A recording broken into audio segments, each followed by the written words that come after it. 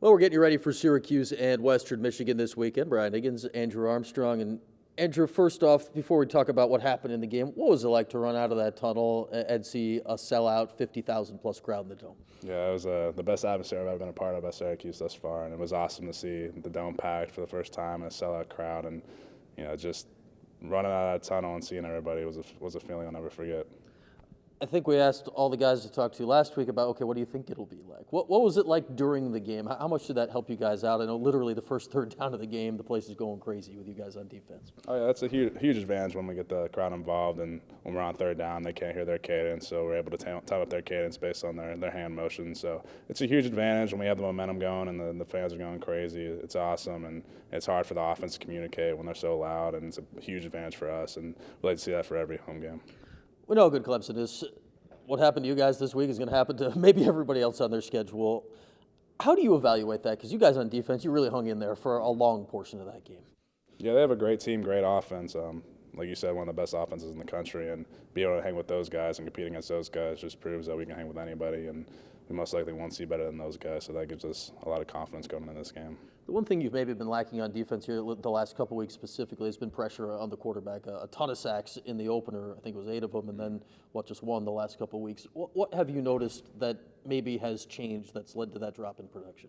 Teams know we have a great defensive line and great pass rushers, so they're going to game plan for us, and they're going to get rid of the ball fast, and they're going to have 1 or 2 reads, and if the receiver's not open, they're just going to throw it away. And like I said, they know we have great pass rushers, so they're going to try to limit those guys' production. Yeah, is that the main thing? There's just not enough time for Alton and Kendall to get back there? Right, exactly. Like I said, they're getting the ball super fast, and a lot of RPO, so they see those guys attacking the quarterback, they're going to get the ball, and yeah, just limiting their production based on getting rid of the ball fast. No, I talked to you before the opener about your partnership with Lakeem this year, and Lakeem about it a couple weeks ago, how excited he was, and we've seen you guys produce here in the first 2 weeks. How's that played out, I guess, here a few weeks into the season? Yeah, we're just trying to communicate better. Against Maryland, we had a lack of communication. I think that's what ultimately led to a poor game by us. But bouncing back against Clemson, we had a solid game, and just the communication, the preparation was better for Clemson, and we're going to continue that throughout the season. And Maryland was a big opportunity for us to learn from that and get better, and have a great rest of the season. Yeah, it may not be Clemson this week, but it's an offense that knows how to score points. Western put up 57 last week. They put up 42 on you guys last year. How much do you take out of those things and say, okay, this is not just because it's not the #1 team in the country anymore, a team that we can take lightly? Yeah, they have players that have the ability to score a touchdown every play.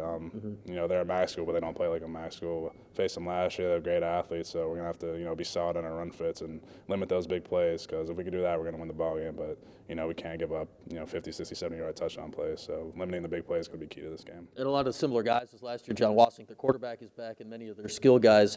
Looking at this week, there was so much going on last week. #1 in the country, you're talking about sellouts in the dome, a lot of stuff to talk about.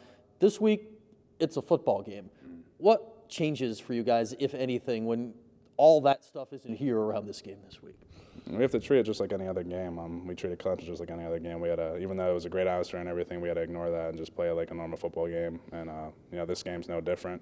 They're going to come in, they're going to expect to win, they're going to have a lot of confidence, and this is a must-win for us, and we need to shut them down. All right, Army, enjoy it this week. Thanks, appreciate it. Andrew Armstrong, we'll see him out there on Saturday.